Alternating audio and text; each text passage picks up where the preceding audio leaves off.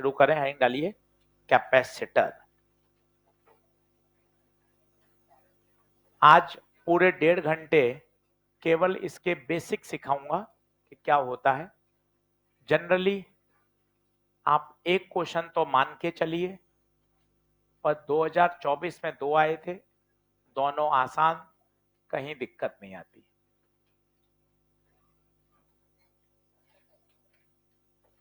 चलो, सबसे पहला, ये होता क्या है कैपेसिटर? कैपेसिटेंस, कैपेसिटी, ये सब आपने सुना हुआ है। पहला पॉइंट ये है, कैपेसिटेंस, कैपेसिटेंस, कैपेसिटी होता क्या है, क्या मतलब है इसका? तो पहला पॉइंट लिखिए,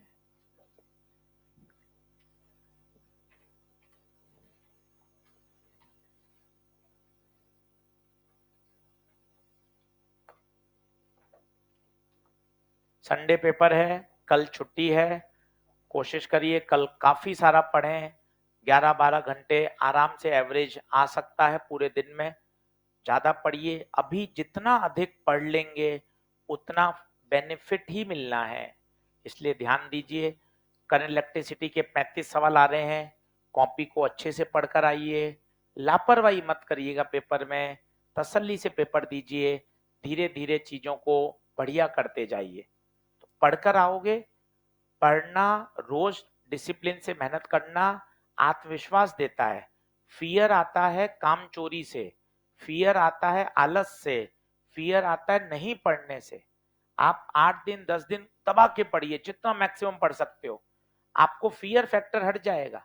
आपको लगेगा कि हाँ सर, जितनी क्षमता है मैं अपने से अच्छे से मैनेज कर लूंगा। फियर का जन्म होता है आलस, लापरवाही और काम चोरी से। अगर आप रोज मेहनत करेंगे, डेली मेहनत करेंगे, खूब अपना सर्वस्व मेहनत से करेंगे, आपको कभी फियर फैक्टर नहीं आएगा। इसलिए फियर को हटाने का केवल एक ही तरीका है, पढ़ते रहिए, लगातार पढ़ते रहिए, धीरे धीरे आत्मविश्वास बढ़ता जाता है। चलिए हैंग डालिए, कैपेसिटेंस, कैपेसिटी होता क्या है। अब बातों को समझिएगा, 3 से 4 बार बोलूंगा, ये सब इंट्रोडक्शन है। मेरे पास एक कंडक्टर है, मैंने इसको चार्ज किया, इसको चार्ज सप्लाई किया। सारा चार्ज पता है कहां रिजाइड करता है? सरफेस पे। थोड़ा थोड़ा पुराना याद हो तो आपको, कंडक्टर में सारा चार्ज हमेशा कहां रिजाइड करता है? सरफेस पे, ड्यू टू म्यूचुअल रिपल्शन। अंदर चार्ज हमेशा कितना होता है? 0। तो जैसे जैसे आप बॉडी को चार्ज करते जा रहे हो, बॉडी का पोटेंशियल बढ़ता जाता है। सर ये क्यों बढ़ता है? कुछ 12वीं के फॉर्मूले याद करिए। V बराबर होता है KQ/R, स्फेरिकल कंडक्टर हो तो जैसे जैसे Q बढ़ेगा वैसे वैसे V भी बढ़ता जाएगा। जैसे जैसे आप चार्ज देते जा रहे हो, बॉडी का पोटेंशियल बढ़ता जा रहा है। चार्ज आ रहा है, इलेक्ट्रिक फील्ड आएगी। और अगर आपको याद हो, इलेक्ट्रिक फील्ड हमेशा कंडक्टर के सरफेस के परपेंडिकुलर होती है। सब पेपर के सवाल हैं छोटे छोटे इलेक्ट्रो के। ये इलेक्ट्रिक लाइंस पैदा हो गई और ये हमेशा कंडक्टर के सरफेस के परपेंडिकुलर होती है। और आपने देखा हो, मैंने प्लस बराबर सुंदर सुंदर नहीं बांटा, यहाँ प्लस थोड़ा ज्यादा रखा, यहाँ देखो कम रखा, यहाँ कुछ अलग रखा। याद हो आपको? तो ये एक इलेक्ट्रो का कॉन्सेप्ट है। जो चार्ज डेंसिटी होती है वो रेडियस ऑफ कर्वेचर के इनवर्सली प्रोपोर्शनल होती है। अब ये उर्दू के शब्द होंगे, इसलिए मैंने ऊपर टॉपिक भी लिख दिया है ताकि आप परेशान नहीं हो। इलेक्ट्रो का है, ये कहना चाहता है जो कोने नुकीले होते हैं, जहां का रेडियस ऑफ कर्वेचर कम होता है, वहां पे चार्ज डेंसिटी ज्यादा होती है। ये देखो, ये कोना थोड़ा सा नुकीला था, यहाँ पर चार्ज डेंसिटी ज्यादा है। ये भी एक नीट का प्रश्न है, surface charge density radius of curvature के इनवर्स। ये जो मैंने तीर के निशान बनाए हैं, बताओ ये क्या बनाया है? Electric field. ये हमेशा कंडक्टर की सरफेस के परपेंडिकुलर। लिखते जाइए, चित्र बनाइए आराम से, खूब सारी बातें हैं। इलेक्ट्रिक लाइंस ऑफ फोर्सेस हमेशा कंडक्टर से परपेंडिकुलर होती है। और अगर आपको और कठिन शब्द बोलना है तो आपको याद होगा इक्विपोटेंशियल सरफेस। कंडक्टर की सरफेस हमेशा इक्विपोटेंशियल होती है। आराम से लिखिए, आज पूरे दिन सिर्फ टर्म समझनी है, इन टर्म से दोस्ती करनी है। वापिस बोलूंगा 2-3 बार, पहले आप एक बार डायग्राम बना लीजिए। सिग्मा आर वाला कॉन्सेप्ट मैंने जानबूझ के ऊपर इलेक्ट्रो लिख दिया ताकि आप परेशान ना हो। इलेक्ट्रो में जब आएगा तब तो सिखाएंगे ही सही पूरा।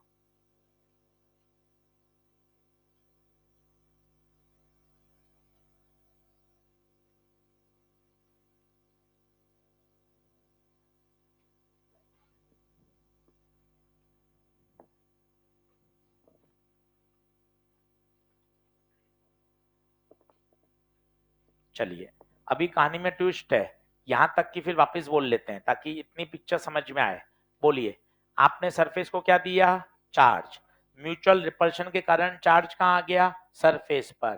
क्या पैदा होनी शुरू हो गई? Electric field. जैसे जैसे चार्ज बढ़ेगा पोटेंशियल बढ़ेगा, इलेक्ट्रिक फील्ड स्ट्रांग होगी।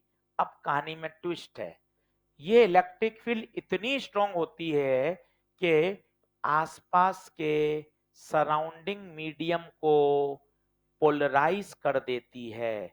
मान लो आसपास एयर है, आसपास वाटर वेपर है, तो उनमें पोलराइजेशन कर देगी। गुप्ता सर, ये पोलराइजेशन क्या होता है? पोलराइज का मतलब होता है प्लस माइनस अलग अलग कर देना। पता है, अंदर की तरफ माइनस आएगा। पूछो क्यों आएगा?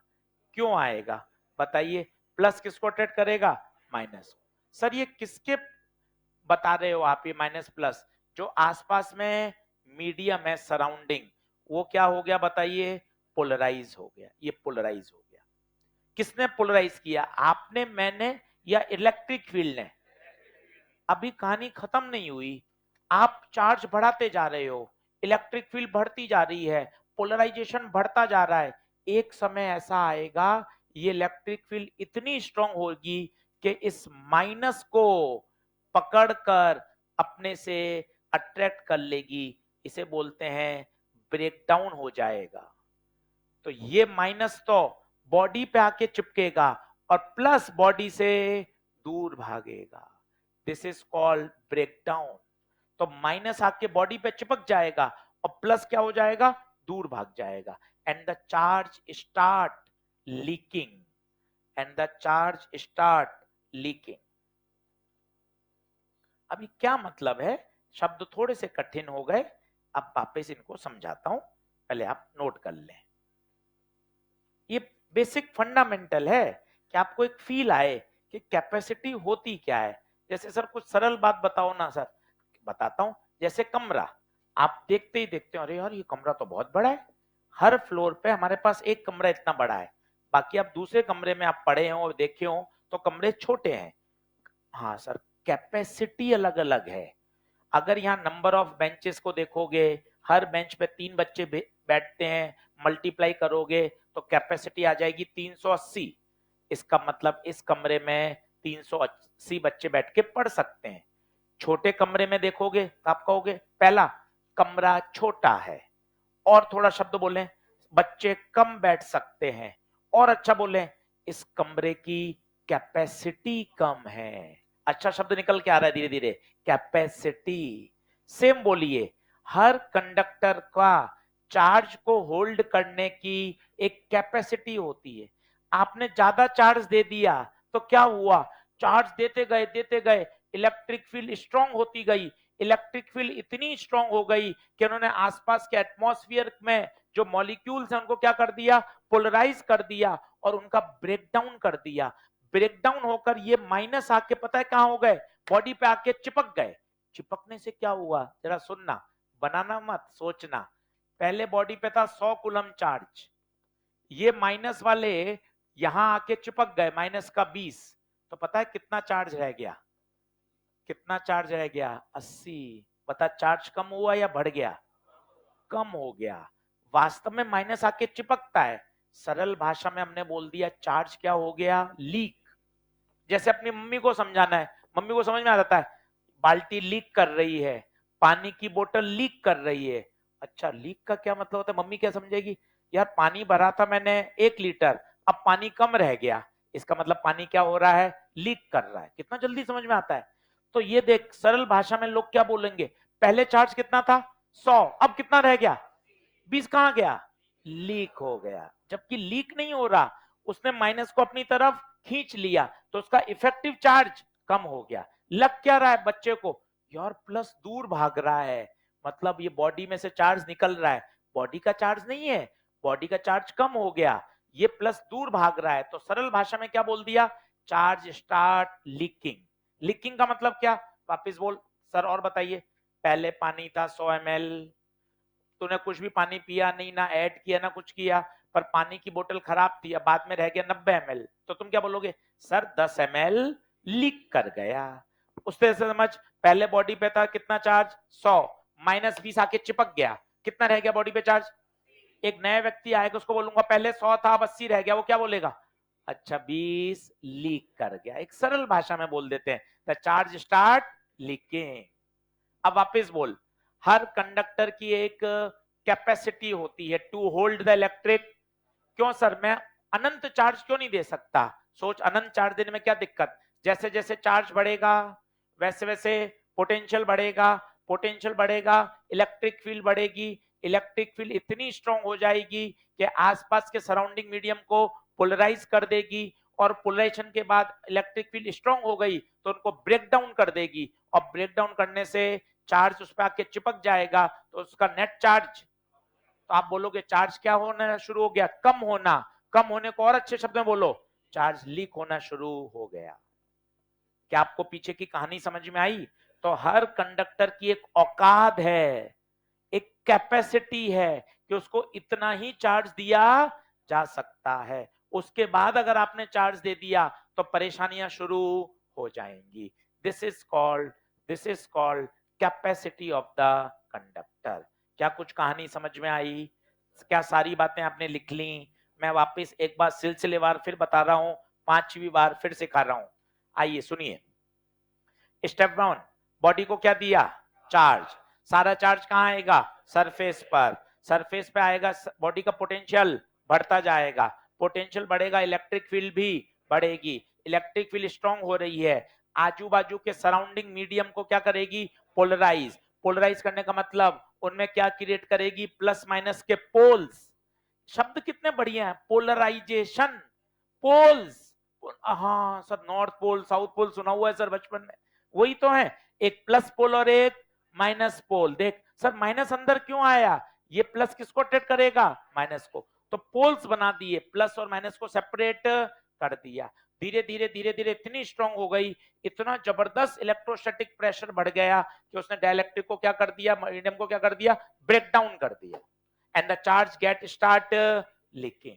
एंड इसका मतलब ये हुआ कि हर कंडक्टर की एक औकात है, उससे ज्यादा आप उसको चार्ज नहीं दे सकते। यस और no? This is called capacity of the conductor. अब इसके लिए फॉर्मूला क्या निकालते हैं वो देखिए। जैसे जैसे Q बढ़ता जाएगा, बॉडी पे पोटेंशियल भी बढ़ता जाएगा। It means Q is proportional to V। Proportional हटाइए, क्या आएगा? कांस्टेंट। और इस कांस्टेंट को ही कहते हैं capacitance, and C is called capacitance. Chapter का पहला फॉर्मूला आ गया, स्वागत करिएगा, Q बराबर CV। सबसे पॉपुलर फॉर्मूला है, जिस दिन चैप्टर खत्म हो रहा होगा उस दिन भी ये काम आएगा, Q बराबर CV।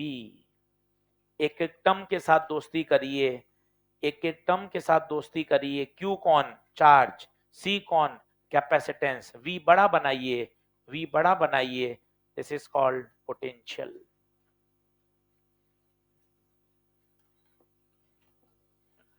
यूनिट की बात करें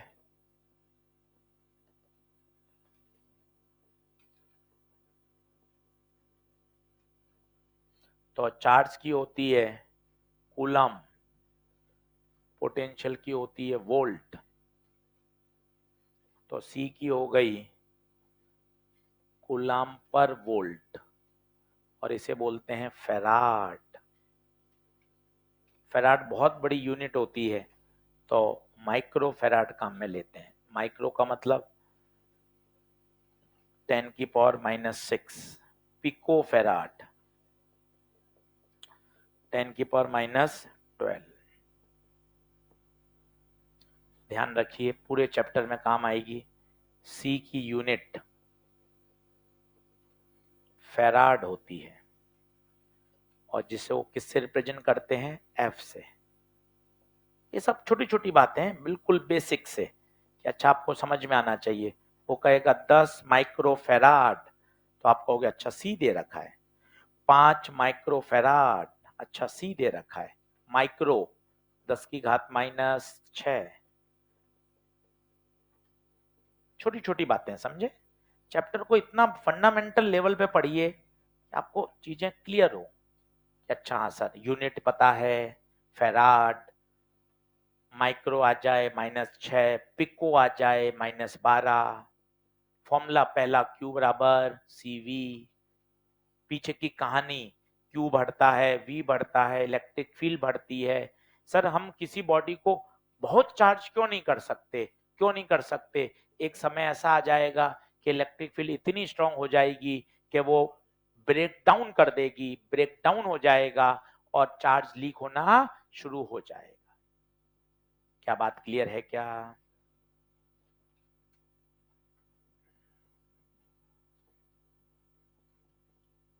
बोलिए पहला पॉइंट ओके। पहले पॉइंट को लाइन खींच के खत्म कर दीजिए। फॉर्मूला बोल लीजिए Q बराबर CV।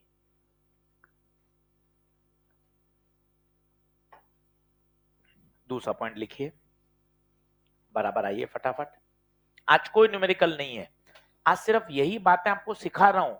एक बार चैप्टर की बेसिक समझ में आए, क्या होता है, चल क्या रहा है, कहानी में क्या हो रहा है। चलिए, लिखना था क्या कुछ? देख लो।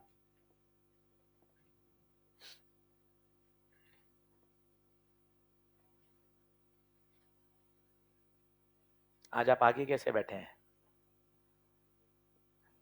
संडे को पेपर है, दे रहे हैं इस बार कि नहीं देंगे? चलिए लिखें दूसरा पॉइंट, पैरेलल प्लेट कैपेसिटर। दूसरा पॉइंट लिखिए, पैरेलल प्लेट कैपेसिटर। अब इसको ध्यान से समझिएगा।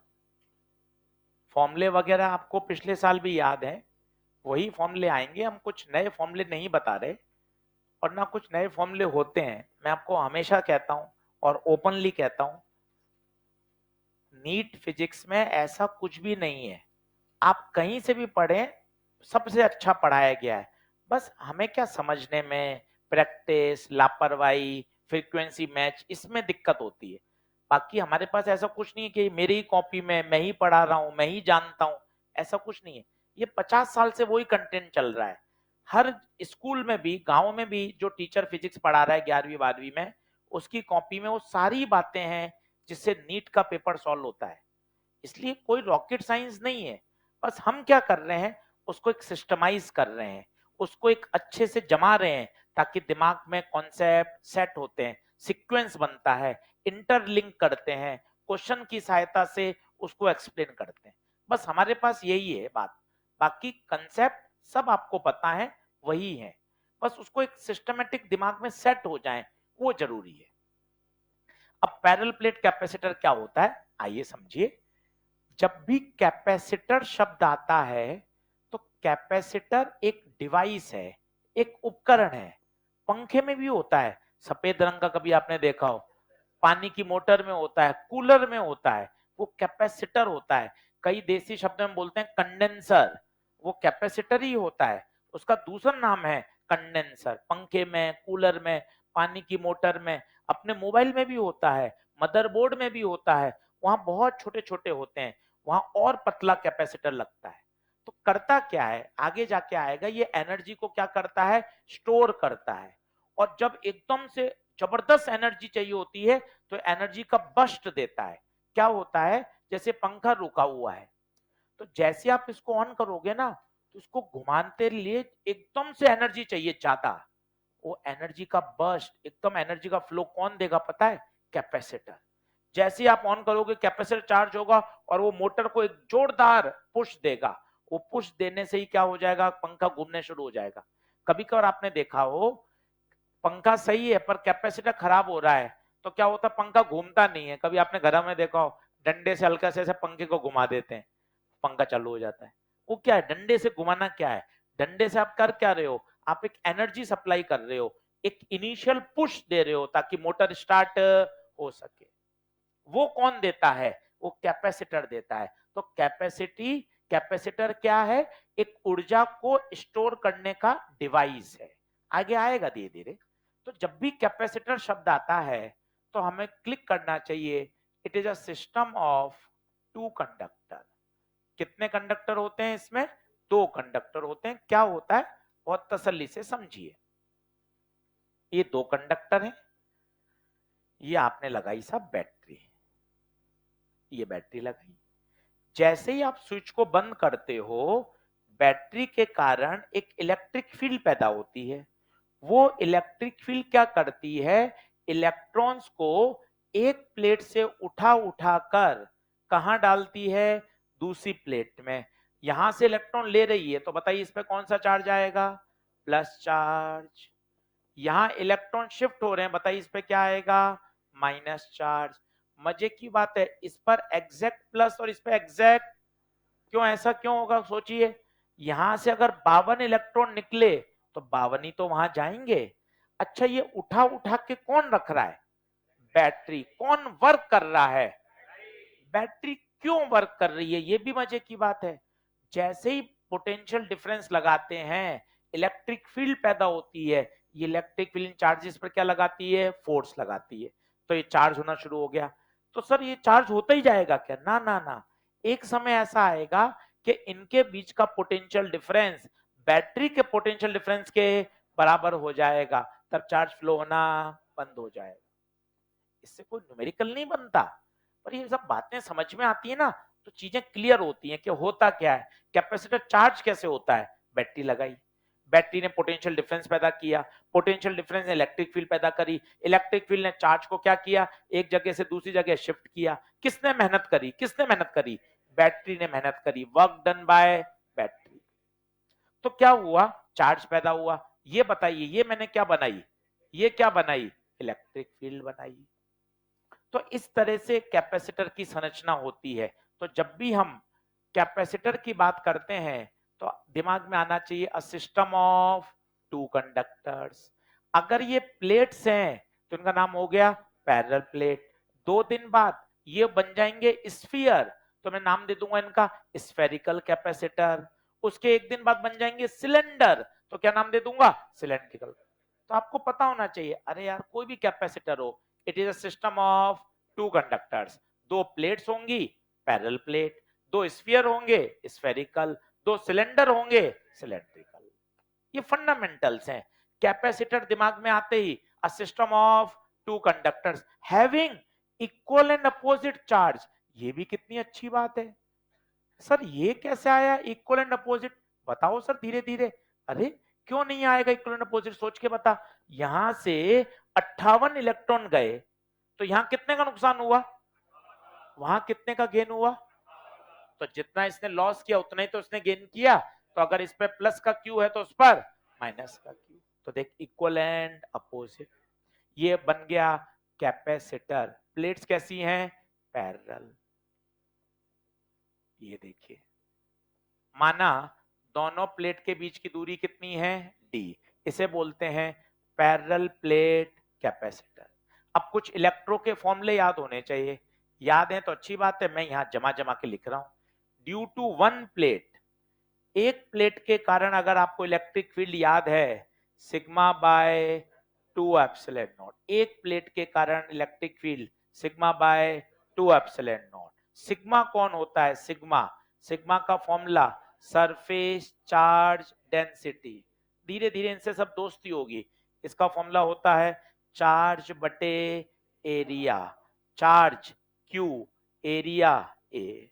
और पोटेंशियल डिफरेंस का फॉर्मूला होता है डेल्टा वी बराबर ई इंटू डी। ये सब याद करिए। ये किसके कारण है बताइए? Due to one plate, due to one plate. लिखना शुरू करिए धीरे धीरे, सब चीज बना लीजिए।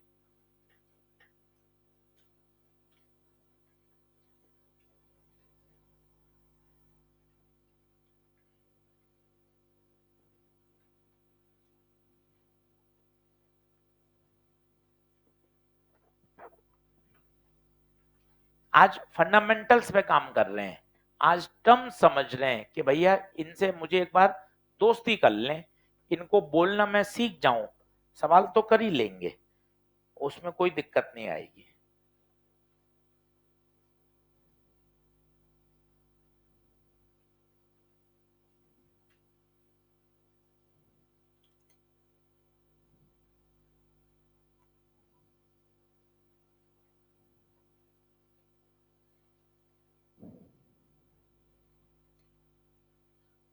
जल्दी बराबर आ जाए।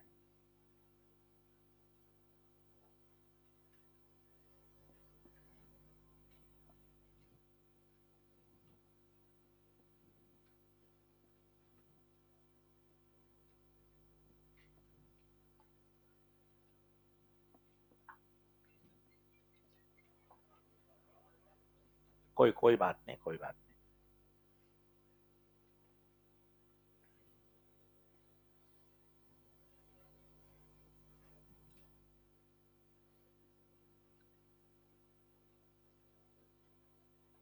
बढ़े क्या? तो टर्म्स बोलिए।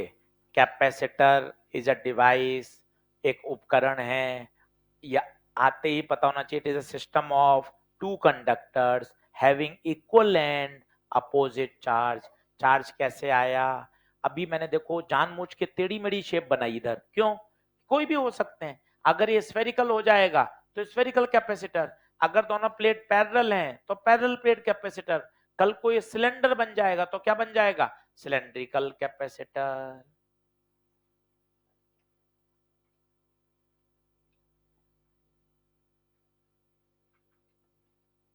बढ़ू? अब इसका डेरिवेशन मैं आपको बताता हूं, डेरिवेशन से बहुत बातें समझ में आएंगी, ध्यान से सुनिएगा।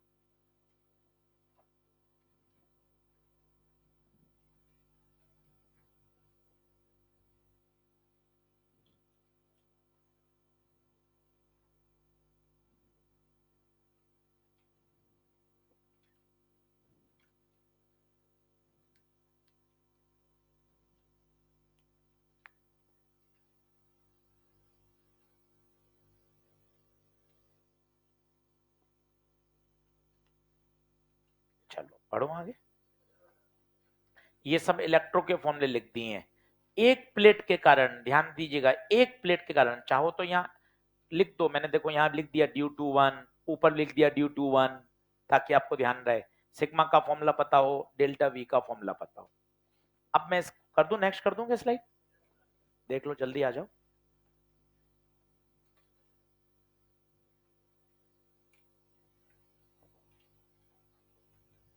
चलो अब सुनना, अपन डेरिवेशन कर रहे हैं सिर्फ इसलिए ताकि अपन को बातें बढ़िया समझ में आ जाए, फॉर्मूले तो याद करने ही है। चलो सब लोग एक बार पेन पेंसिल छोड़ो, चैप्टर छोटा, एनसीईआरटी में केवल 5 पेज का है, घर जाके काउंट कर लीजिएगा, इतना आसान है। अपन तो 5 से 6 लेक्चर में एकदम बढ़िया तसल्ली से कर लेंगे, चैप्टर बहुत छोटा है। ये देखिए समझ में आ रहा होगा क्या है, बोलिए। दो प्लेट्स हैं, इक्वल एंड अपोजिट चार्ज है, पैरेलल प्लेट कैपेसिटर है, दूरी डी है, इलेक्ट्रिक फील्ड ये देखिए, इलेक्ट्रिक फील्ड प्लस से माइनस। अब यहां पहला झटका लगेगा आपको, इसलिए जूम कर रहा हूं, पहला झटका यहीं लगेगा, यहां रखा पॉइंट पी। जिस बिंदु पर इलेक्ट्रिक फील्ड चाहिए होती है वहां पर एक क्या रखते हैं? Test charge. टेस्ट चार्ज का नेचर हमेशा प्लस। बताओ इस बिंदु पे इलेक्ट्रिक फील्ड कौन देगा? प्लेट वन या प्लेट टू? ईमानदारी बताइए, वन या टू? दोनों। कैसे देंगी सभी लोग बोर्ड पे देखना। पहला, ये प्लस इस प्लस को रिपेल करेगा, this is the electric field due to plate one. वापिस पेन का कलर चेंज, ये माइनस इस प्लस को, this is the electric field due to plate number two. आराम से जूम कर दिया है, आप आराम से देखिए, इन शब्दों को बोलिए। 2 प्लेट हैं, ठीक है गुरुजी, दोनों पे चार्ज है, ओके, दोनों इलेक्ट्रिक फील्ड देंगी, ओके, अभी जुड़ेंगी या घटेंगी? तो आपने वहां पर रखा एक टेस्ट चार्ज, टेस्ट चार्ज का नेचर हमेशा क्या होता है? प्लस। प्लेट 1 प्लस प्लस को रिपेल, माइनस वाला उसको अट्रैक्ट, खुद देखो तीर के निशान ऐड हो रहे हैं, मतलब अब मैं शब्द क्या लिख रहा हूं वो देखिए, इलेक्ट्रिक फील्ड। राजा बोर्ड पे देखना, electric field between the plates, बताओ ऐड करूं या subtract? E1 plus E2 sigma bye 2 epsilon not plus sigma bye 2 epsilon not, sigma by this is E। तो सर 2 लगाऊं या एप्सिलॉन नॉट लगाऊं? 2 किसका है बोल, 2 कब आएगा? एक प्लेट का, एक प्लेट का, ये कौन सी है? Net, net. अब मैं आपसे पूछूं पोटेंशियल डिफरेंस बताओ बिटवीन द प्लेट्स, क्या बताओ? Potential difference between the plates बताओ, बताओ फॉर्मूला बोलो, डेल्टा वी बराबर ED, potential difference between the plates. Sir ये पोटेंशियल डिफरेंस क्या होता है बोलना? इस पे चार्ज है प्लस तो इस पे हाई पोटेंशियल होगा, इस पे चार्ज है माइनस इस पे लो पोटेंशियल होगा। सर ये हाई लो क्या होता है? भूल गया, वो बैटरी में बोलते थे, याद कर, छोटे से बड़ा जा रहे हैं पोटेंशियल का गेन हो रहा है, बड़े से छोटा जा रहे हैं तो पोटेंशियल का लॉस हो रहा है। इन टर्म्स को समझिए तब मजा आता है। अच्छा हाँ यार, पोटेंशियल, इसका पोटेंशियल V1 उसका पोटेंशियल, तो अब क्या पैदा होगा? पोटेंशियल डिफरेंस, पोटेंशियल डिफरेंस का formula E into D, E ऊपर से रख दे, sigma by epsilon naught into D, sigma की जगह Q by A into D, तो बताइए Q by A epsilon naught into D, ये डेल्टा V आ गया। समझते जाइए चीजों को तब मजा आएगा। फिर तीसरा फॉर्मूला, अब मुझे कैपेसिटी चाहिए, क्या चाहिए? कैपेसिटी, Q बराबर सी वी, पर V नहीं होता, वो डेल्टा V होता है। अब गलती चल रही है दादाजी के जमाने की, अब दादाजी को कौन क्या कहे, ठीक है यार जैसे हैं ठीक है, पर वास्तव में V बराबर आई आर थोड़ी ना होता है, डेल्टा V बराबर आई आर हो रहा है। चल रहा है ओम्स लॉ, V बराबर आई आर, पर V थोड़ी ना होता है, डेल्टा V होता है। करंट किसकी वजह से फ्लो करती है? Due to potential difference. तो Q बराबर CV चल रहा है, पर वास्तव में वो C इंटू डेल्टा V है, तो Q C डेल्टा V रख दिया, बता कितना? क्यू डी बटे ए एप्सिलॉन नॉट, क्यू से क्यू को काटा, सी बराबर ए एप्सिलॉन नॉट बटे डी। ये है साहब चैप्टर का राजा, सबसे ज्यादा काम आता है। दिस इज कॉल्ड कैपेसिटी, किसकी? Of parallel plate capacitor. सीधा मुझे सूत्र ही बताना था, पर अंदर के आप ये पॉइंट समझोगे ना तो चैप्टर पकड़ में आता है कि वास्तव में पहले इलेक्ट्रिक फील्ड, फिर पोटेंशियल डिफरेंस, और फिर क्या आ गई? कैपेसिटी। ये देखिए ऊपर लिखा है डेरिवेशन, सीधा सूत्र याद करना है परीक्षा के लिए। मुझे भी याद है, सी बराबर A epsilon not by D.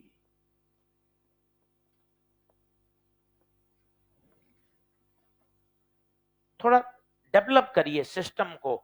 आपको पता है फिजिक्स से आप क्यों भागते हो? आप सूत्र याद कर लेते हो, पीछे की आपको कहानी मिसिंग है, पीछे के आपको टर्म्स मिसिंग है, वो इंटरकनेक्शन मिसिंग है, इसलिए आप टेढ़े मेढ़े फॉर्मूले मारते हो जाए तो ठीक है, नहीं हो तो ठीक है। और एक कनेक्शन सीख लोगे तो आपको मजा आएगा कि हाँ सर ये है, बातें ऐसे चलती हैं। ए कौन है? ए एरिया ऑफ प्लेट, डी क्या है? D distance between the plates.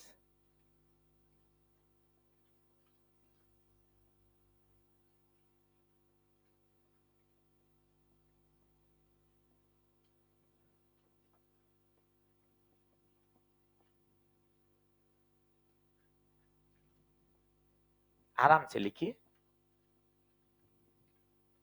एक बार और समझाऊंगा धीरे धीरे।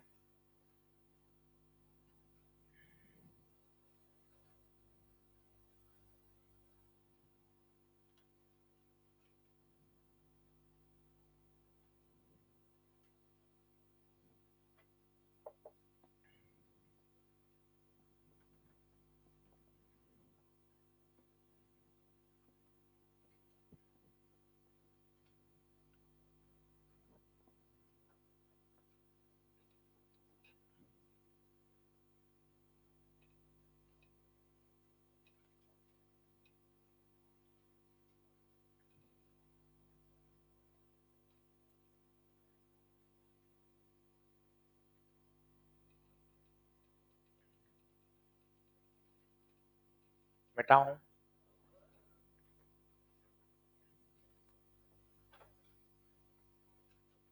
टर्म बोलिए। क्यू चार्ज है, ई इलेक्ट्रिक फील्ड, डी डिस्टेंस है, सी कैपेसिटी है, पैरेलल प्लेट हैं, दो प्लेट हैं, इक्वल एंड अपोजिट चार्ज है, इलेक्ट्रिक फील्ड है, एक के कारण सिग्मा बाय 2 होता है, पर इन बिटवीन द रीजन दोनों फील्ड देंगे, दोनों ऐड होंगी। इतनी बातें कनेक्ट करोगे ना, तब ऐसी पकड़ आएगी चैप्टर पे कि सर मैं इतनी बातें जानता हूं। तो मजा आता है, फिर सवाल करने में एक अलग आनंद आता है, फंडामेंटल से खेलते हैं तो। हवाबाजी मत करो, बस कहने का मतलब ये है कि ना यार, रट्टाबाजी जो याद करने वो तो याद करने पड़ेंगे, पर जो समझा जा सकता है उसको कनेक्ट करो।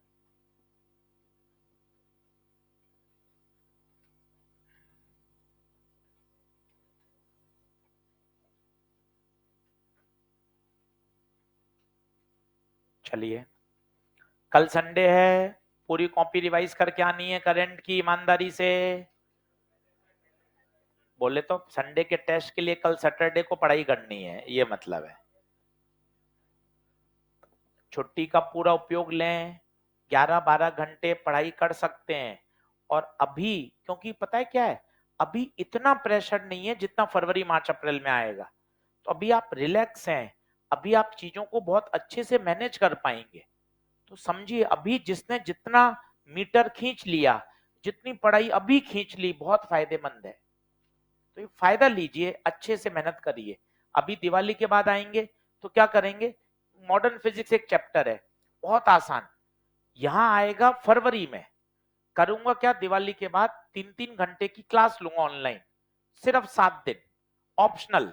जिसको पढ़नी है, जिसको लग रहा है कि नहीं सर मैं अभी सिलेबस को पुश कर सकता हूं, कि अभी मैं खींच लूं सिलेबस को, 7 दिन वो आपने पढ़ लिया। यहाँ पूरा पढ़ाऊंगा ऑफलाइन, पूरा फरवरी में, पर उसका नंबर फरवरी में आएगा। अभी इलेक्ट्रोडायनेमिक्स चलेगा, ऑप्टिक्स आएगा, तो वो फरवरी वाला चैप्टर, फरवरी के अंत वाला चैप्टर दिवाली के बाद ऑनलाइन पढ़ाऊंगा। 7 लेक्चर पढ़ाऊंगा 3-3 घंटे के, 3 घंटे में 7 लेक्चर में एकदम सिस्टमेटिक विथ न्यूमेरिकल्स हो जाएगा। तो उसमें क्या होगा, एक बड़ा चैप्टर 6 सवाल तैयार होकर हो गए तैयार। अभी जितना सिलेबस खींच सकते हो उतना खींच के रखो, कोशिश करो जनवरी के एंड फरवरी के 10-12 तक एक बार सिलेबस पूरा आंखों के सामने से निकल जाए। फिर बाद में जो 100 दिन बचे उसमें बार बार क्या करना है, रिवीजन। फरवरी मार्च अप्रैल जितना रिवीजन करोगे, रैंक उससे भागेगी। रैंक सिलेबस से नहीं भागेगी, रैंक भागेगी रिवीजन से। इसलिए अभी उतनी मेहनत करो जितनी मार्च अप्रैल में करनी है, तब मजा है। अधिक से अधिक चीजें करके रख लो, ताकि बढ़िया रहेगा। करंट खत्म हुआ, करंट 2 बार रिवाइज करके रख लो, अभी बैक टू बैक ईएलपी के सवाल एक बार वापस करके रख लो, पुराने पीवाईक्यू के क्वेश्चन कर लो, एनसीईआरटी रिवाइज कर लो। अभी ये बैक टू बैक कर लोगे, परमानेंट मेमोरी में चला जाएगा, फिर ज्यादा समय उस पर मेहनत नहीं करनी पड़ेगी। करना पड़ेगा, मेहनत है और तो क्या है।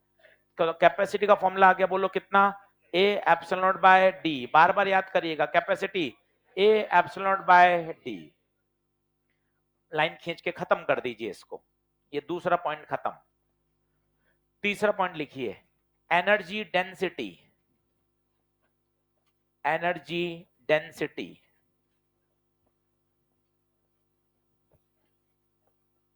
एनर्जी डेंसिटी मोस्ट इंपॉर्टेंट लगा लीजिए। 3 से 4 बार केवल फॉर्मूला ही पूछ लिया गया भाई, इसका फॉर्मूला ही, न्यूमेरिकल तो दूर की बात है, फॉर्मूला ही पूछ लिया। अब ये होता क्या है, तो इसको कोने में आना पड़ेगा, एक चैप्टर में जाना पड़ेगा, ईएमडब्ल्यू। ईएमडब्ल्यू क्या कहता है वो सुनिए। इलेक्ट्रोमैग्नेटिक वेव चैप्टर में ऐसा हम पढ़ते हैं, जब किसी रीजन में, किसी जगह अगर इलेक्ट्रिक फील्ड प्रेजेंट है, तो ड्यू टू इलेक्ट्रिक फील्ड के कारण जो एनर्जी स्टोर होती है, वो एनर्जी पर यूनिट वॉल्यूम, किसी को याद हो या याद आ जाएगा, होता है half epsilon not E square. This is called energy पर यूनिट वॉल्यूम, जिसका आप बोलते हैं एनर्जी डेंसिटी. मैग्नेटिक फील्ड वाली भी याद हो तो आपको, वो होती थी B square by 2 mu nought. ये सब सिलेबस में है, बस अभी रिलेट कर रहे हैं. मैं अपने शब्दों को फिर बोलता हूं. किसी स्पेस में, किसी जगह, मान लो इस कमरे में इलेक्ट्रिक फील्ड प्रेजेंट है, तो उस इलेक्ट्रिक फील्ड के कारण इस रीजन में जो एनर्जी स्टोर होगी, उसका फॉर्मूला है energy stored per unit volume half epsilon not E square. जरा इसकी यूनिट सोचिए, यूनिट यूनिट सोचिए. एनर्जी की जूल, एंड वॉल्यूम की मीटर क्यूब. बहुत ध्यान से देखिएगा. एनर्जी डेंसिटी की unit joule per metre cube. ये हमेशा होता है, किसी भी चैप्टर में आप लगा सकते हो. अब मैं इसको लगाता हूं अपने चैप्टर में. ध्यान से देखिए, फिर डायग्राम बनाता हूं और एक एक बात को सिस्टमेटिक. बोलिए, कितनी प्लेट? 2. कैपेसिटर आते ही, it is a system of 2 conductors having equal and opposite charge. एक एक बात बढ़िया. ठीक है सर, अब बताइए इनके बीच में क्या है? Electric field. अरे सर, अगर किसी रीजन में इलेक्ट्रिक फील्ड प्रेजेंट है तो वहां पर क्या स्टोर होगी? एनर्जी. इस ई की वैल्यू जानते हो क्या? सिग्मा बाय 2 लिखूं? नहीं नहीं नहीं. एप्सिलॉन नॉट लिखूं? नहीं यार, 2 ऊपर 2. तो क्या? Sigma by epsilon. 2 कब आया था? 2 एक प्लेट का है. ये कौन सी फील्ड है? Total net electric field. अब बताइए कितनी एनर्जी स्टोर होगी? सभी लोग बोर्ड पे देखना.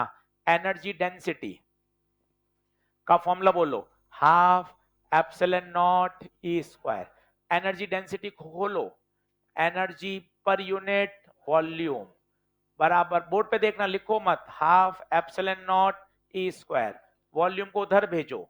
बोलो, वॉल्यूम उधर जाएगा. तो एनर्जी बराबर half epsilon not E square into volume. बहुत सुंदर. वॉल्यूम कितना होगा?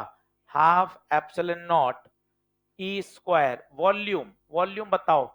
एरिया है इसका ए, डिस्टेंस है डी, तो वॉल्यूम ए इंटू डी. सर ये चीजें कहां से आ रही हैं? क्या ये मुझे कुछ भी नहीं आता क्या? तुझे आता है, सोच नहीं पा रहा.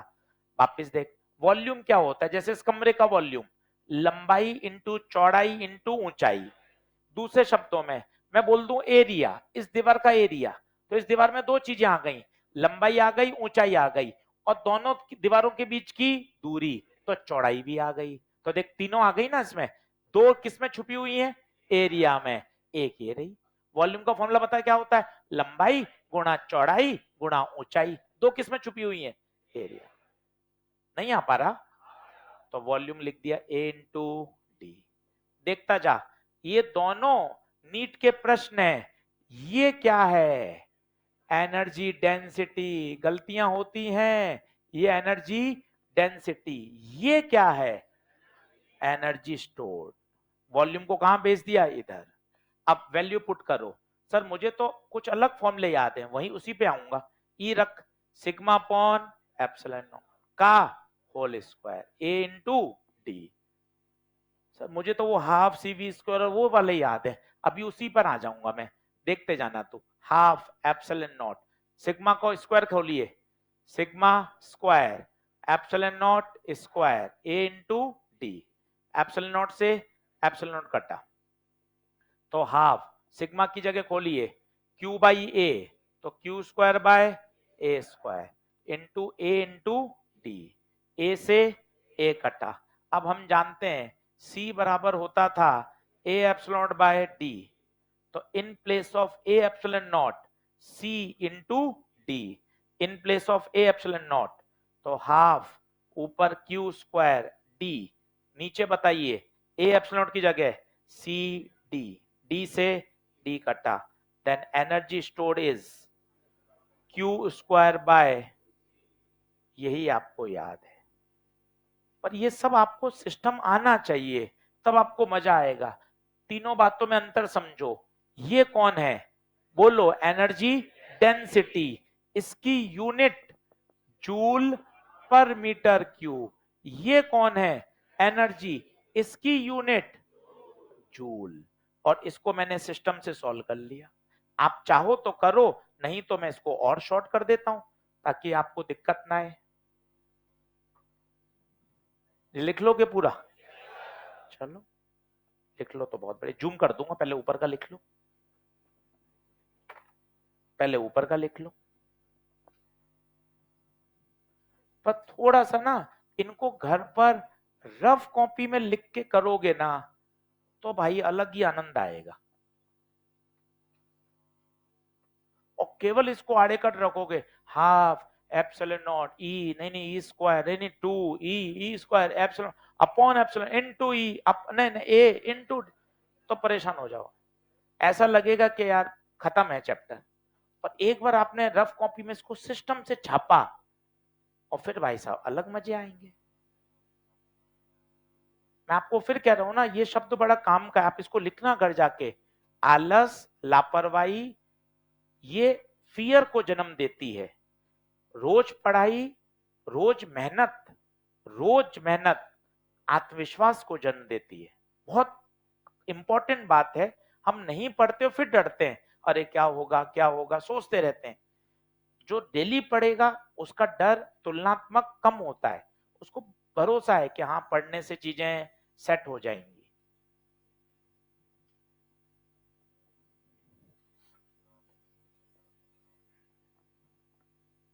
ये कुछ नहीं है, काटा कूटा है, पर बस वैल्यू पुट करी है। This is energy density, this is energy, और यहां हमने अपने कैपेसिटर के फॉर्मूले सब्स्टिट्यूट करके चीजों को सेट किया है। इसके बाद जूम कर दूंगा ताकि आप लिख पाओ। एनर्जी का सिंबल यू है, एनर्जी का सिंबल यू है, ये यू चलेगा।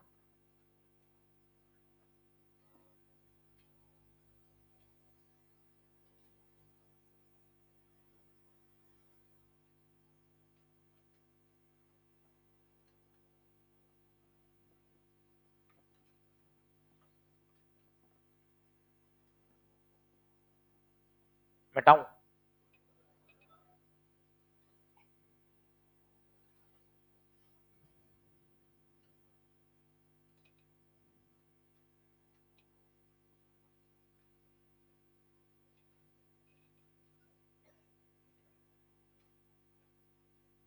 चैप्टर आसान, 6 लेक्चर एलोटेड हैं, उतने में पूरा चैप्टर हो जाता है। एनसीईआरटी में केवल 5 पेज हैं, एक सवाल आता है, आराम से किया जा सकता है, कोई ऐसे ज्यादा दम वाली बात नहीं है।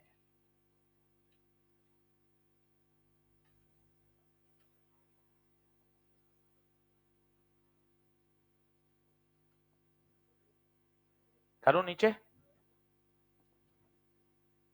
दोनों बात तो मैं बॉक्स में डाल लेना। ये कौन है? एनर्जी डेंसिटी, 5वीं बार बोल रहा हूं क्योंकि पेपर में 3 बार आया है और केवल सूत्र आया है। एनर्जी डेंसिटी, ये एनर्जी है और ये उसको हमने फर्दर सॉल्व किया है।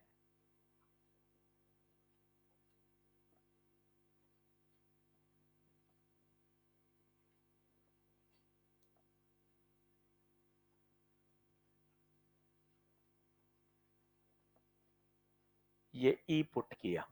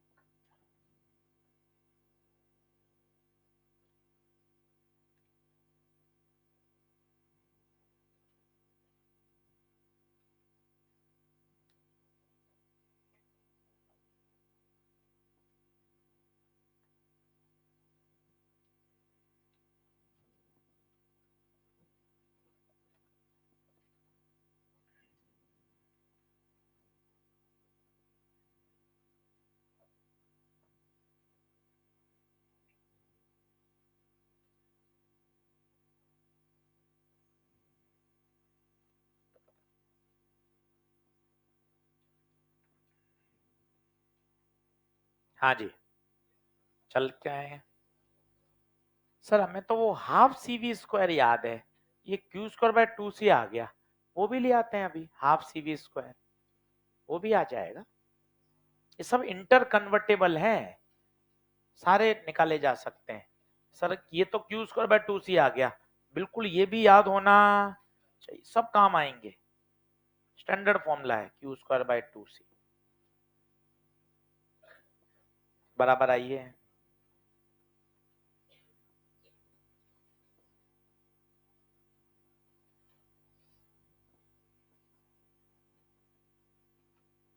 बढ़ू, चलो अब सर मेरी तो energy I Q square by 2c, इसको और सेट कर सकते हैं, क्यू की जगह cv पुट कर दो,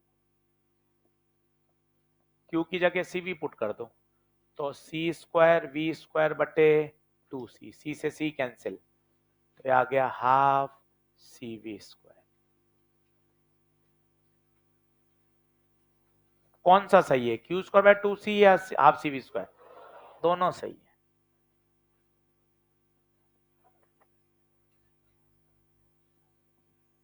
अब सर एनर्जी एनर्जी में आपने एक पेज बढ़ा दिया और आप कह रहे हो इंपॉर्टेंट भी है, तो सर एक ऐसा काम करो ना, एक बार इसको वापस से रिव्यू कर दो मेरे लिए, रिव्यू कर दे, मुझे क्या दिक्कत है। सर ऐसा रिव्यू कर दो कि वो 3 पॉइंट ही पढ़ने पड़े, आजा चल, अपने बच्चे हो यार, जितनी चीजें हम आसान कर सकते हैं जो हमारे हाथ में वो तुम कर ही सकते हैं। सबसे पहले एनर्जी डेंसिटी याद होनी चाहिए, बोले तो एनर्जी पर unit volume half epsilon not, बता, ये पहला पंच, अब तू सब ऊपर का बोल जा, ये पहला पंच, ये तुझे रटी होनी चाहिए। दूसरा, अगर मुझे एनर्जी पूछे तो होशियारी से खुद देख, वॉल्यूम को धर भेज दे, half epsilon not E square into volume, और वॉल्यूम क्या होता है कैपेसिटर का, A into D. Okay sir, 3 बार केवल 2 ही फॉर्मूले पूछे गए हैं, पीवाईक्यू में देख लेना मॉड्यूल में, केवल फॉर्मूले ही पूछे गए, पर तुझे सतर्क रहना है, ऊपर एनर्जी डेंसिटी है, नीचे एनर्जी है, सूत्र ही पूछे जा रहे हैं। और तीसरा, जो हमें रोजमर्रा की जिंदगी में काम लेना है, energy stored Q square by 2c half C V, ये पूरा निचोड़ आ गया जो पिछले एक स्लाइड में तूने लिखा, ये पूरा कंक्लूजन आ गया, ये याद कर ले, मस्त रहे, एक भी सवाल गलत नहीं होगा। 3 पॉइंट नोट लगा दीजिए, 3 लिख दीजिए, थोड़ा चीजें क्लियर हो जाती हैं, दिमाग में जोर कम पड़ता है, अच्छा लगता है कि यार किस तरह से चीजें मैनेज की जाती हैं, मैनेज करना होता है, हैंडल, क्या क्वेश्चंस को, कॉन्सेप्ट्स को कैसे सिस्टमेटिक हैंडल किया जाए।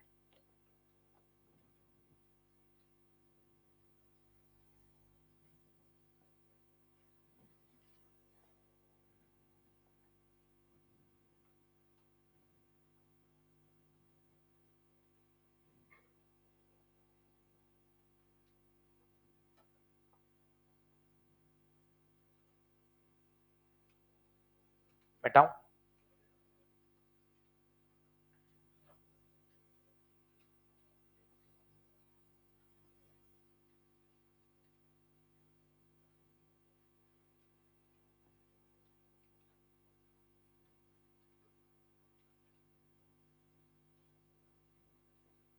ये रिव्यू हो गया तुरंत, 2 बार आप लिख लोगे भाई साहब, ऐसे दिमाग में छप जाएगा, लिख कर याद करो, लिख कर याद करने से इंप्रेशन ज्यादा स्ट्रांग होता है ब्रेन पर, लिख कर याद करो, जितना लिखोगे उतना तगड़ा याद रहेगा।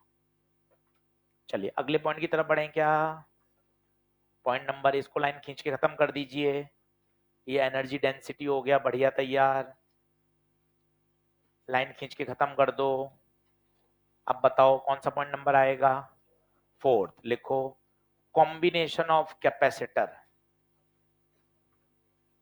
Fourth point, combination of capacitor. अब सभी को पता है दो कॉम्बिनेशन, सीरीज और पैरेलल। इनफैक्ट ये भी पता है कैपेसिटेंस के फॉर्मूले रेजिस्टेंस से उल्टे चलते हैं। अब ये क्या, किसी ने एक लाइन बोल दी, अब वो पूरे इंडिया में वही लाइन चल रही है, उल्टे चलते हैं।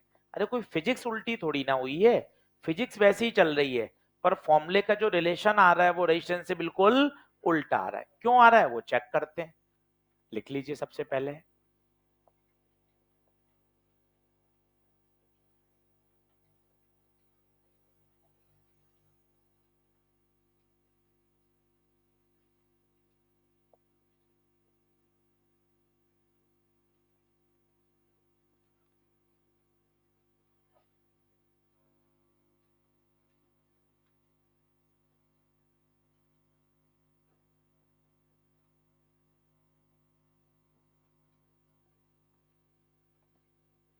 अब उल्टे चलने का मतलब बताओ, सोचो क्या होता होगा। जो वहां पैरेलल का फॉर्मूला है वो यहाँ सीरीज में आएगा, जो वहां पैरेलल में आएगा वो यहाँ सीरीज में आएगा। चलिए अब मैं ड्राइव करके दिखा रहा हूं आपको सारा, देखिए ध्यान से। छोटा चैप्टर है, बढ़िया ड्राइव करके देख सकते हैं। ये देखो, ये कैपेसिटर का सिंबल है, दोनों डंडियां बराबर साइज की बनाइएगा, ये कहलाता है कैपेसिटर, पैरेलल प्लेट कैपेसिटर, दोनों डंडियां बराबर साइज की। नीचे आपने लगाई सप्लाई वोल्टेज V वोल्ट, ये सप्लाई वोल्टेज, ये कैपेसिटर। बताइए किस में दिख रहे हैं, सीरीज या पैरेलल? पैरेलल। पैरेलल का एक बहुत अच्छा तरीका सिखाया था आपको, याद हो तो, सभी कैपेसिटर का एक एंड एक तरफ चेक कर। ये इतनी बढ़िया बातें हैं, सबका किनारा P पे आ रहा है, सबका दूसरा किनारा Q पे जा रहा है, देख लो। ये सब याद आते हैं परीक्षा में, ये कि सारे कैपेसिटर का एक किनारा P पर, एक किनारा Q पर, मतलब ऑल आर इन पैरेलल। अब याद करो, पैरेलल में फंडे फिजिक्स के वही रहेंगे, फंडे उल्टे नहीं चलते। करंट में भी वही फंडा था। पैरेलल में क्या सेम रहता है बताइए? पैरेलल में पोटेंशियल डिफरेंस सेम रहता है, लिखते चलो। पैरेलल में पोटेंशियल डिफरेंस सेम रहता है। सोच, यहां V है तो गुप्ता सर यहां भी V जाएगा, यहां भी V जाएगा, यहां भी V जाएगा, सब पे V जाएगा। देखो बिल्कुल वही कॉन्सेप्ट जो करंट इलेक्ट्रिसिटी के थे। पैरेलल में पोटेंशियल सेम। अब जो चार्ज आया Q, अब बताओ Q के कितने टुकड़े होंगे? तीन, तीन रास्ते हैं, Q1 Q2 Q3।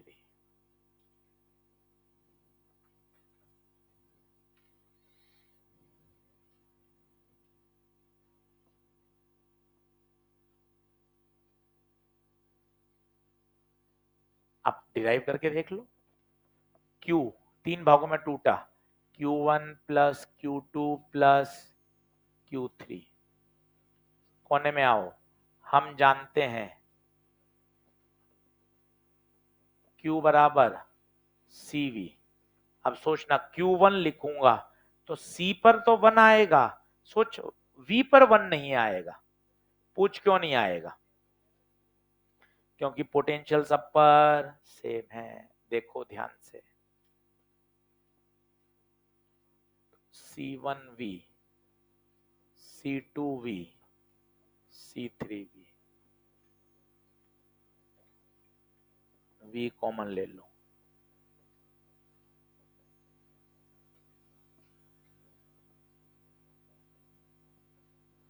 अब देखो अपने आप फॉर्मूला रेजिस्टेंस से उल्टा आ गया, आपने फिजिक्स में कोई बदलाव नहीं किया, फिजिक्स में आपने कोई बदलाव नहीं किया, तो बस वो एक सेंटेंस चल गया तो चल गया कि फॉर्मूले रेजिस्टेंस से उल्टे चलते हैं।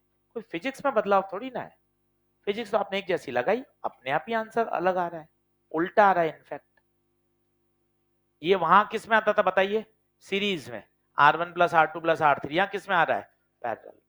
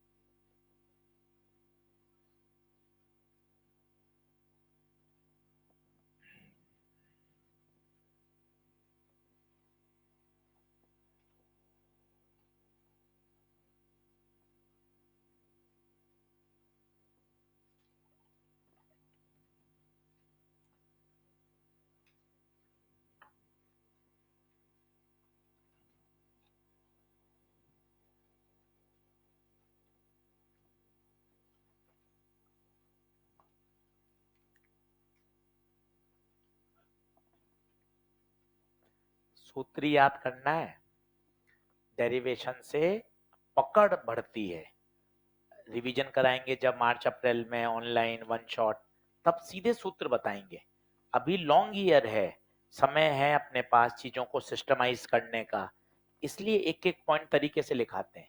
अभी वन शॉट थोड़ी ना पढ़ाना है कि धमाधम फॉर्मूले लिखा दिए, तो अभी वन शॉट थोड़ी ना चल रहा है, अभी तो डिटेल लेक्चर है, ये चीजों को बिल्ट करना है, समझना है। क्या आगे बढ़े क्या? ऊपर कोने में लिखा हुआ हिंदी में पढ़ ले। कैपेसिटेंस में सीरीज पैरेलल के फॉर्मूले रेजिस्टेंस से उल्टे चलते हैं। ये रेजिस्टेंस में सीरीज में आता था, यहाँ किस में आ रहा है? पैरेलल। अगर सोच एन आइडेंटिकल लगे हुए हैं तो बोल सी और सी, 2C, एन है तो एन सी। लाइन चेंज करके लिखिए दूसरा part, series combination. Series combination, अब खुद डायग्राम बनाओ और थोड़ा दिमाग पे जोर डालो। क्या डिराइव करने की कोशिश नहीं कर सकता क्या मैं, कि खुद से निकाल लूं? सीरीज पहले चित्र बना, 3 सीरीज में बैक टू बैक, फिर नीचे बैटरी लगा, क्यू सेम रहेगा, लिख सीरीज में क्यू सेम। मन में विचार आया, क्यू क्यों सेम रहता है? तुरंत करंट इलेक्ट्रिसिटी पड़ी हुई थी, करंट के पास एक ही तो रास्ता है, क्यों नहीं सोचा जा सकता? क्यों भागा जाए विषय से? क्यों नहीं लड़ा जा सकता? अरे हाँ यार, सीरीज में करंट तो सेम ही रहती है भाई, एक ही रास्ता है। पोटेंशियल, पोटेंशियल अलग लगाएगा, पोटेंशियल अलग लगाएगा, तो टोटल पोटेंशियल 3 भागों में टूट गया, V1 plus V2 plus V3।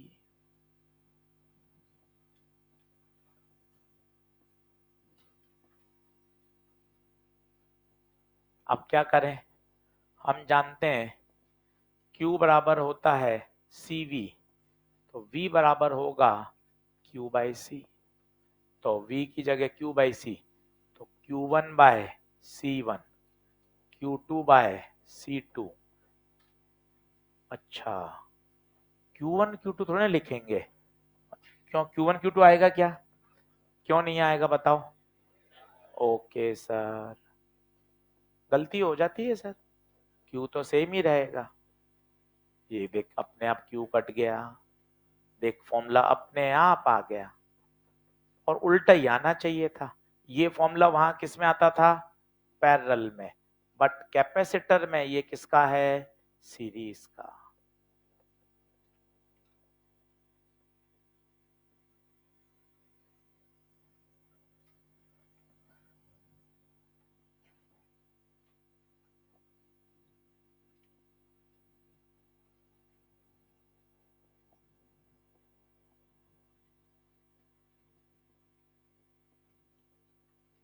बोलिए।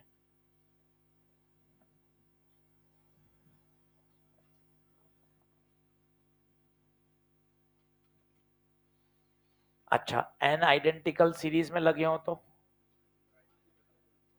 एन आइडेंटिकल सीरीज में हो, C बाय एन, वहां पता है R बाई एन किस में आता था? पैरेलल में। इसलिए देख मैं बार बार लिख रहा हूं यहाँ कोने में, देख सीरीज, फिर देख सीरीज, हेडिंग सीरीज, कहीं तो तू सही लिखेगा, कहीं तो सही लिखेगा। देख मैं 3 बार लिख दिया, आप देखो ना, मुझे खुद को पता है कि हेडिंग में डाल चुका हूं, फिर भी लिख रहा हूं कि जब तू ये फॉर्मूले पे तेरी नजर जाए ना, तो तुरंत ये भी जाए, ये कैपेसिटर का सीरीज का फॉर्मूला है। और अगर 2 कैपेसिटर लगे हों सीरीज में, तो याद करिए, जैसा वहां चलता था पैरेलल में R1 R2, यहां से इसमें चलेगा सीरीज में, 2 कैपेसिटर हो बस, तो फॉर्मूला बोल C1 C2 अपॉन, अरे सारी बातें वही हैं। मंडे को देखना, voltage division technique, current division technique, Wheatstone bridge, Kirchhoff law, point potential method, symmetrical line method, सब कुछ वैसा चलता है,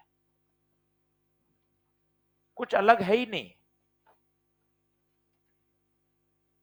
बोलिए, क्या सीरीज पैरेलल क्लियर हुआ? लाइन खींच के खत्म करिए। चौथा पॉइंट,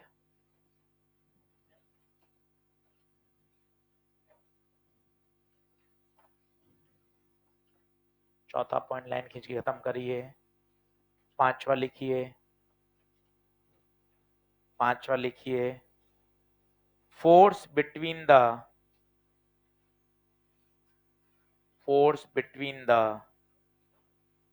plates of capacitor,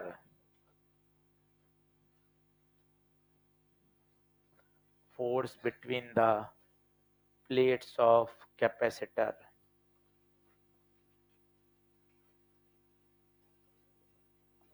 अब इसको भी समझिए ध्यान से।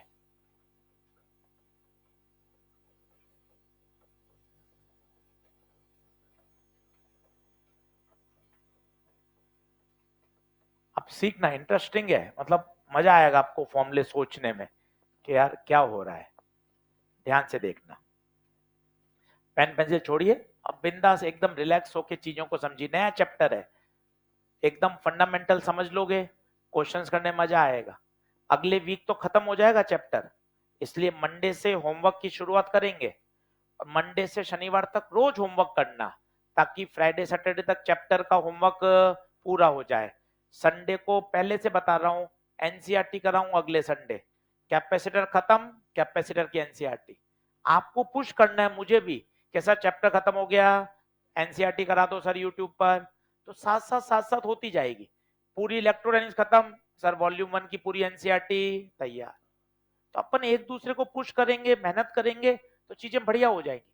क्या सर मैग्नेट शुरू करने से पहले, इलेक्ट्रो शुरू करने से पहले एनसीईआरटी का बैकलॉग नहीं रहना चाहिए। सैटरडे तक खत्म करेंगे, संडे को एनसीईआरटी कर ले भैया कैपेसिटर की, तो क्या चीजें एकदम स्मूथ चलेंगी। अपन को मैनेज करनी है भाई, अपन को कैजुअल नहीं रहना है, ये कहना चाहता हूं। अटेंटिव रहिए, सतर्क। अपने लिए तो पढ़ रहे हैं यार, टिक मार्क लगना चाहिए। करंट एनसीईआरटी पूरी तैयार, कैपेसिटर की शुरू होने से पहले करंट एक बार पूरी पूरी रिवाइज हो लेनी चाहिए। करता जाएगा, तेरा डर हटेगा। मेन एनसीईआरटी है। अब देख ध्यान से, दो प्लेटें हैं, दोनों पे चार्ज कैसा है बताइए, इक्वल एंड अपोजिट। मन में ख्याल आया, यार बचपन से एक बात पढ़ रहे हैं, चार्जेस हमेशा क्या करते हैं, इक्वल एंड अपोजिट अट्रैक्ट।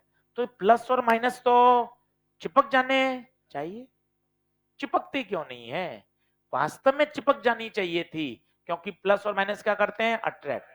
पीछे आपने स्क्रू कसे होते हैं, प्लेटों को आपने बांध रखा है। सर कैसे बांध रखा है, सर समझ नहीं आ रहा, मैं तुझे बताता हूं। जैसे देख, एमजी के कारण ये पेन देख कहां गिर रहा है, नीचे। कैमरा तो नहीं गिर रहा। सर कैसी बातें करते हो आप, ऊपर देखो सर 4 स्क्रू लगा रखे हैं, मैं भी तो यही कह रहा हूं, स्क्रू लगा रखे हैं, दिस इज कॉल्ड हिंज। ये डिजिटल बोर्ड गिर नहीं रहा, पीछे स्क्रू कसे हुए हैं। अच्छा गुरुजी, हिंज के कारण एक बल लग रहा है जो उस एमजी को बैलेंस कर रहा है। उसी प्रकार कायदे से इन चार्जेस के अट्रैक्शन के कारण ये प्लेटें चिपक जानी चाहिए थी, पर आपने पीछे स्क्रू से इनको कस रखा है ताकि ये चिपके ना। क्या बात समझ में आ रही है। अब देखो, अब आपसे पूछा जाए यार फोर्स बता कितना लगेगा, अब मजे आएंगे, बहुत इंटरेस्टिंग है। यहां इस प्लेट पर फोर्स कौन लगाएगा बता, कौन लगाएगा प्लेट 2 पे फोर्स, क्या प्लेट 1 लगाएगी। फोर्स का फॉर्मूला होता है इलेक्ट्रो में F बराबर QE, मुझे निकालना है फोर्स ऑन प्लेट 2। तो बताइए प्लेट 2 पे फोर्स किसकी इलेक्ट्रिक फील्ड लगाएगी, याद करिए यही इंपॉर्टेंट है। इलेक्ट्रिक फील्ड पूरी नहीं लेंगे, electric field due to plate 1।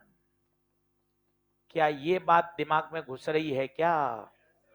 Minus Q पे बल वो लगाएगा, वो कौन है, प्लेट 1 का चार्ज, बोले तो प्लेट 1 की द्वारा पैदा की गई इलेक्ट्रिक फील्ड। यहां गलती होगी, सर माइनस लगा दूं, हाँ माइनस लगा दो, माइनस का मतलब अट्रैक्शन है, तो मैं क्यू लिख रहा हूं। ई का फॉर्मूला सिग्मा बाय, ये देख 2। क्या बात समझ में आ रही है? सतर्क रहें, सावधान रहें। यहां ई आया था सिग्मा बाय एप्सिलॉन नॉट, ये टोटल था, टोटल था। अब इस वाक्य को बोलिए, इस वाक्य को बोलिए, प्लेट 2 पर कौन बल लगा रहा है? आप बोलोगे प्लेट 1। और अच्छा बोले प्लेट 1 का चार्ज, और अच्छा बोले प्लेट 1 की इलेक्ट्रिक फील्ड। इतना सिस्टम से बोलेंगे तो मजा आ जाएगा, कहीं दिक्कत ही नहीं आएगी। अब सिग्मा का फॉर्मूला बोलिए, सिग्मा का फॉर्मूला बोलिए, क्यू बाय ए। तो क्यू क्यू क्यू स्क्वायर बटे 2a एप्सिलॉन। ये देखिए आप साहब, फोर्स का फॉर्मूला आ गया। एक बार नीट में ये पूछा गया, क्या फोर्स डिस्टेंस पे डिपेंड करता है क्या? आंसर है force does not depends on distance between the plates. कहीं डिस्टेंस के दर्शन ही नहीं हो रहे, एफ बराबर क्यू में दर्शन नहीं हो रहे, इलेक्ट्रिक फील्ड में दर्शन नहीं हो रहे, तो force does not depends on distance between the plates. ये नीट में सीधा स्टेटमेंट ही पूछा गया है।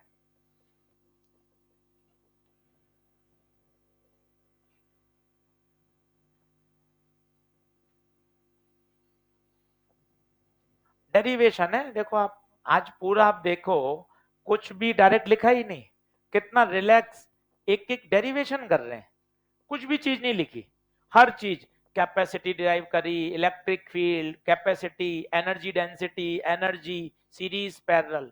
यार एक बार टर्म्स तो समझ में आए, सीधा ये कहना सर नंबर कम आ रहे, न्यूमेरिकल कर, सर नंबर कम आ रहे, अरे प्रैक्टिस कर। सर मैं जिससे पूछूं यही जवाब देते हैं, सर नंबर कम आ रहे, ज्यादा प्रैक्टिस किया कर, सर नंबर खूब प्रैक्टिस कर। पर सर प्रैक्टिस क्या करूं, मैं, से सवाल बनता ही नहीं, प्रैक्टिस करूं क्या? मेरी इच्छा नहीं होती कैसा प्रैक्टिस करने की, मेरा मन नहीं होता क्या? मैं तो जाऊं प्रैक्टिस किया कर, प्रैक्टिस किया कर।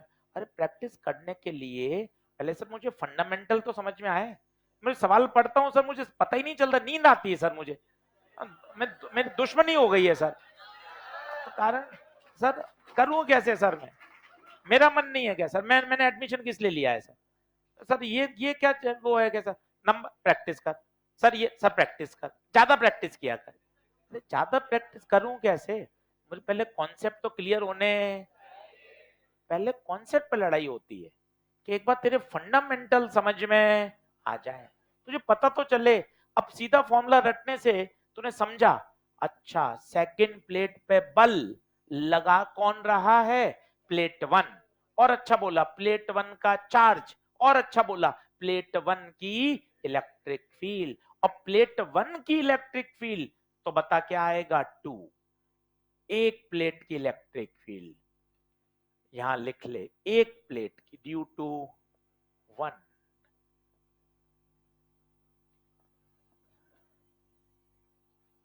बोलिए क्या आगे बढ़े क्या?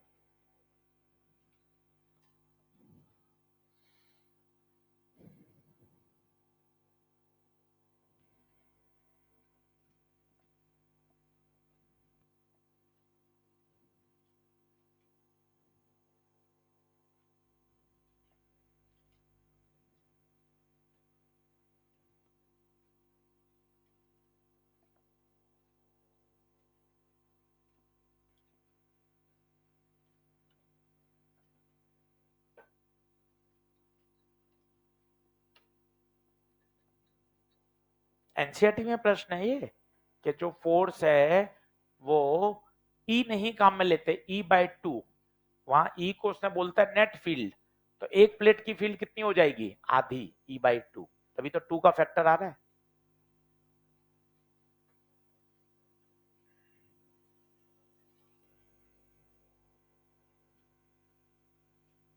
क्या आगे बढ़े, लाइन खींच के खत्म करें? छठा पॉइंट आए,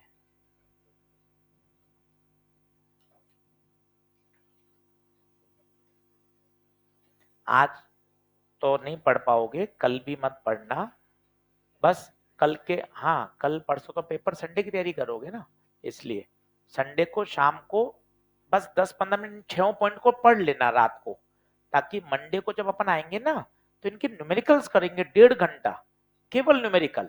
पर उसमें मजा कब आएगा, जब ये 6 के 6 पॉइंट्स मुझे दिमाग में, एक बार दिमाग में कच्चे पक्के सेट होंगे तो फिर फॉर्मूले करके मैं इनको बढ़िया कर दूं, सवाल करा के, न्यूमेरिकल करा के।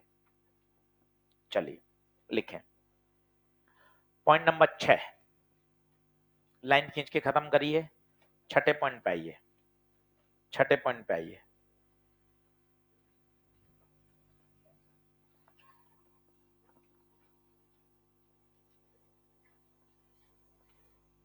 Work done by battery, energy stored in a capacitor, heat loss.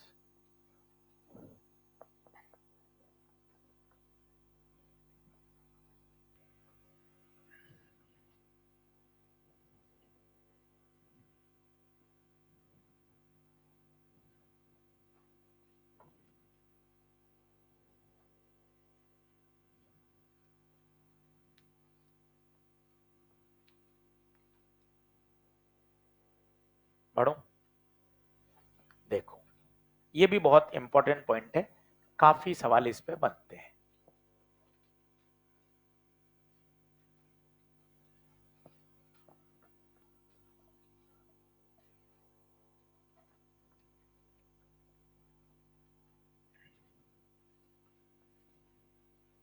शुरू करूं बोलना?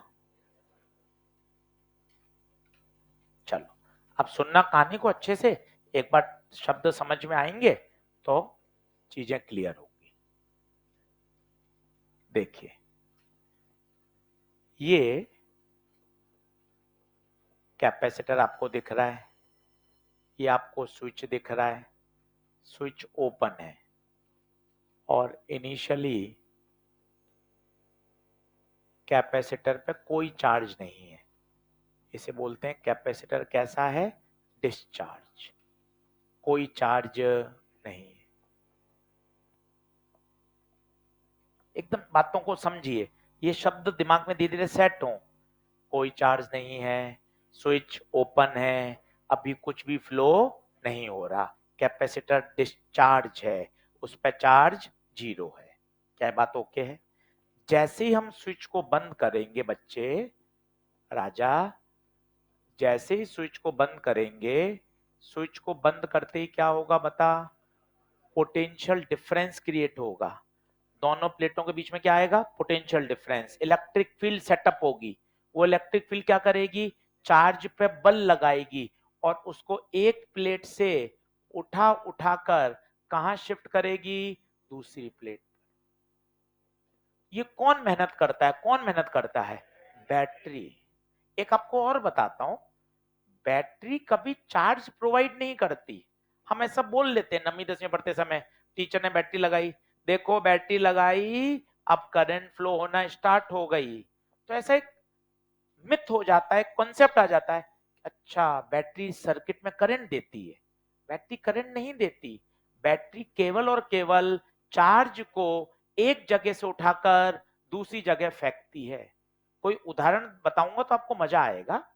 जैसे घरों में पानी की मोटर होती है, आपके हॉस्टल में भी है, घर में भी आपने देखा है, पानी की मोटर होती है। मैं यहां 2 पानी की मोटर लाके रख दूं, क्या आप उससे अपनी बोतल भर लोगे क्या? क्या पानी की मोटर से पानी मिलता है क्या? ना, पानी की मोटर तो जमीन वाले पानी को उठा उठाकर कहां फेंकती है, ऊपर। वो पंप करती है, वो वर्क करती है, वर्क से पानी कहां जाता है, नीचे से ऊपर। फिर मन में आया, यार मैं तो नहीं कर रहा वर्क, मोटर कैसे कर रही है, इलेक्ट्रिकल एनर्जी, बिजली का बिल आ रहा है, मोटर चलाते हैं तो बिजली लगती है, इलेक्ट्रिकल एनर्जी से वो क्या कर रही है, वर्क कर रही है। तो पानी की मोटर से पानी नहीं मिलता। दुकान पे आप चले जाओ, पानी की मोटर है, आपने ग्लास लगा के पानी भर लिया, पानी की मोटर से पानी थोड़ी ना आता है। तो फिर पानी की मोटर करती क्या है, सर नीचे वाले टैंक में पानी होना चाहिए, वो टैंक का पानी पंप करके कहां पहुंचेगा, ऊपर। उसी प्रकार बैटरी चार्ज नहीं देती, चार्ज तो ऑलरेडी कंडक्टर के पास है, वो तो चार्ज को एक प्लेट से उठाकर दूसरी प्लेट पे ले जा रही है, एक प्लेट से उठाकर दूसरी प्लेट पे ले जा रही है, इसलिए उसको क्या करना पड़ रहा है, वर्क, तभी तो बैटरी डिस्चार्ज होती है। फिर मन में प्रश्न आता है, ये वर्क कौन कर रहा है, मैं तो आराम से बैठा हूं और घर पे मैं लेट जाता हूं, तो फिर वर्क कौन करता है, मैं तो कॉपी भी नहीं खोलता घर जाके, तो फिर वर्क कौन करता है। तो सेल के अंदर इलेक्ट्रोकेमिकल रिएक्शंस होती हैं, टीएनएम सर, वहां रिएक्शंस होंगी और उससे क्या होगी, एनर्जी लिबरेट होती है, वो वर्क करती है। क्या बातें समझ में आ रही हैं। तो वर्क डन बाय कौन करेगा, battery. Work done by battery का फॉर्मूला होता है charge phloem into potential difference. कहां से आया, अगर आपको याद हो तो ईएमएफ का फॉर्मूला था work done by battery in moving a unit positive charge, इसको गुणा कर दीजिए Q into EMF, Q into EMF, ये वर्क डन बाय बैटरी आ गया। बताइए चार्ज कितना फ्लो किया, कितना चार्ज फ्लो किया, बताइए खुद बताइए, एक प्लेट से Q चार्ज उठाया और दूसरी प्लेट में Q चार्ज दे दिया, चार्ज फ्लोन Q इनटू बताइए पोटेंशियल डिफरेंस V, Q की जगह रख दीजिए CV, Q की जगह क्या रख दिया CV, तो बताइए वर्क डन बाय बैटरी कितना आ गया CV square, work done by battery CV square. ये याद रखिएगा, वर्क डन बाय बैटरी का फॉर्मूला बहुत काम आएगा। तो वर्क डन बाय बैटरी आ गया CV स्क्वायर। सर ये वाली कहानी थोड़ा धीरे धीरे बताइए, मैं फिर बताता हूं, सुनिए। इनिशियली कैपेसिटर डिस्चार्ज था, स्विच ओपन था, जैसे ही आपने स्विच को क्लोज किया इलेक्ट्रिक फील्ड सेटअप हुई, इलेक्ट्रिक फील्ड ने चार्जेस पे बल लगाया, एक प्लेट से दूसरी प्लेट पे चार्ज ट्रांसफर हुआ। सर आजीवन होता रहेगा क्या, ना, जैसे ही कैपेसिटर का पोटेंशियल डिफरेंस बैटरी के बराबर हो जाएगा चार्ज फ्लो होना बंद हो जाएगा, charge always flow due to potential difference, हर बात के पीछे लॉजिक है। तो ये वर्क डन बाय बैटरी आ गया। पर सर एनर्जी तो स्टोर्ड अभी आपने डिराइव किया था, एनर्जी स्टोर्ड तो आई थी half CV square, half CV square. तो सर ये तो घपलेबाजी हो गई, हमने बैटरी ने वर्क डन किया CV स्क्वायर, पर एनर्जी तो कितनी स्टोर हुई, पिताजी ने 500 रुपए दिए, जा किराने का सामान लिया, बिस्किट मैदा बेसन आटा, सामान आया 250 का, बाकी 250 आपने मार लिए। सही शब्द होता है मारना, चोरी करने को अलग शब्द होता है मार लिए, तो आपने 250 रुपए का घपला कर दिया। तो वही तो हुआ, बैटरी ने वर्क कितना किया CV स्क्वायर, पर ऊर्जा कितनी स्टोर हुई हाफ CV स्क्वायर, बाकी कहां गया हीट लॉस। हीट लॉस क्यों हुआ वो सुनिए, जो चार्ज फ्लो हुआ ना वो हवा में नहीं हुआ, वो किसके थ्रू हुआ, वायर्स के through, joule's heating effect of current. जब भी चार्ज फ्लो करेगा तो क्या पैदा होगी, हीट पैदा होगी, तो वो कहलाता है हीट लॉस। तो हीट लॉस कैसे निकालेंगे बताइए, work done by battery minus energy stored, battery का work done CV square, energy stored half CV square, तो बता heat lost half CV square. इस बात को अंडरलाइन जरूर करिएगा, इनिशियली चार्ज 0 है, 2-3 दिन बाद मैं आपको ऐसे सवाल भी कराऊंगा कैपेसिटर ऑलरेडी चार्ज है, इस बात को हाईलाइट कर लीजिएगा, इनिशियली चार्ज 0 है। अब थोड़ा इसको कहानी को लिंक करें, बैटरी ने वर्क किया, पिताजी ने रुपए दिए, पर एनर्जी स्टोर तो 50% ही हुई, तो सर बाकी का रुपया कहाँ गया, हीट का लॉस हो गया। सर लॉस कैसे हो गया सर, तो उसका एक्सप्लेनेशन बोलिए। चार्ज जब एक प्लेट से दूसरी प्लेट में जा रहा है तो हवा में नहीं जा रहा, किसके थ्रू होके जा रहा है, कनेक्टिंग वायर्स के थ्रू होके जा रहा है, लीड वायर्स के थ्रू होके जा रहा है। और जब जब चार्ज का फ्लो होगा बच्चे तब हीट का लॉस होगा, जूल्स हीटिंग। बताओ।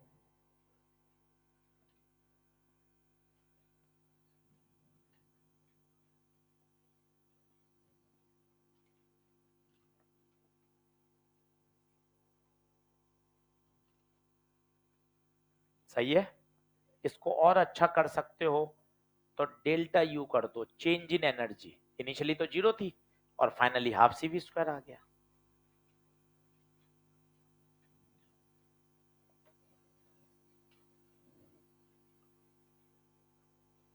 क्या आगे बढ़े?